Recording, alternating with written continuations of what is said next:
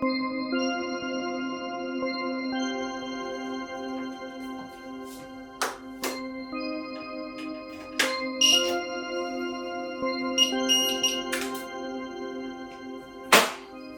que un arxiu és una màquina de construcció d'itineraris possibles.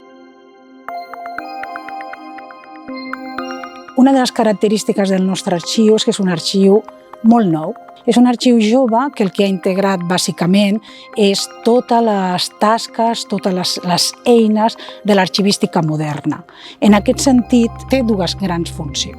La primera gran funció de l'Arxiu del Museu Nacional és donar servei a tota l'estructura organitzativa del museu, a tota l'estructura de creació de documents del Museu Nacional.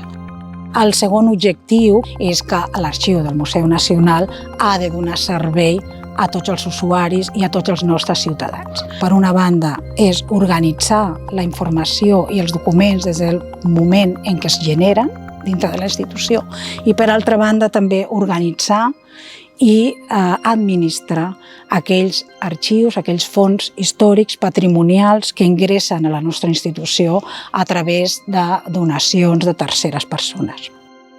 Pel que fa a la gestió documental, dona suport a l'organització i darrerament aquesta gestió documental ha anat basculant cap a un món més digital. Donant el número d'inventari, nosaltres hem creat l'expedient virtual a través del qual, a través d'un número d'inventari o a través d'una activitat, podem trobar tota la documentació que tenim sobre una obra en concret o bé una activitat en concret.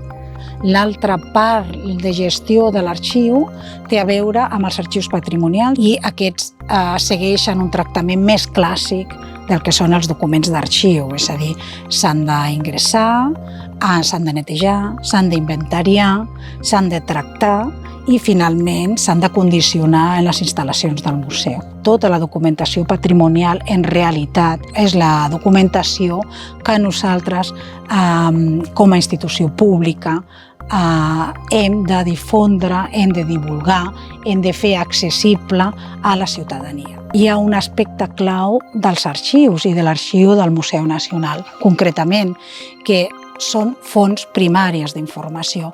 Això vol dir que la seva característica és que són documents únics, irrepetibles, que no es poden substituir. Alguns dels exemples d'aquests documents únics són el Pla General de l'Exposició Universal de 1888, alguns de les aquarel·les que han quedat del concurs per la construcció del Palau Nacional.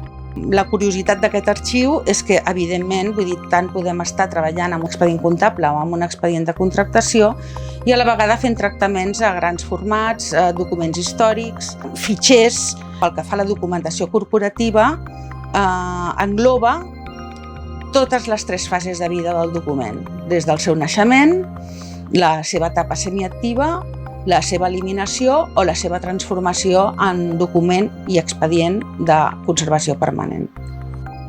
L'arxiu té una funció essencial de donar suport a l'estudi i al coneixement de les obres d'art del Museu Nacional.